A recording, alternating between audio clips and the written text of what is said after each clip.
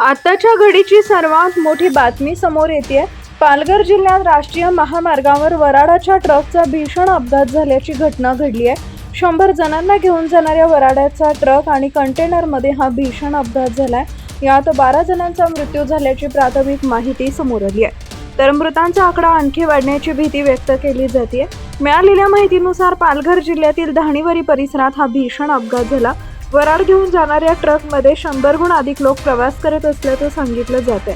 अपघात इतका भीषण होता की घटनास्थळी एकच गोंधळ उडाला। घटनेची माहिती मिळताच पोलीस आणि स्थानिक प्रशासनानं तातडीनं घटनास्थळी धाव घेतली। जखमींना तात्काळ कासा उपजिल्हा रुग्णालय इथं उपचारासाठी दाखल करण्यात आले असून अनेकांची प्रकृती गंभीर असल्याचं सांगितलं जात आहे। या अपघातामुळे परिसरात हळहळ व्यक्त केली जात असून एकाच वेळी इतक्या जणांचा मृत्यू झाल्यानं शोककळा पसरली आहे। पोलिसांकडून अपघाताचं नेमकं कारण शोधण्याचं काम सुरू असून पुढील तपास करण्यात येत आहे।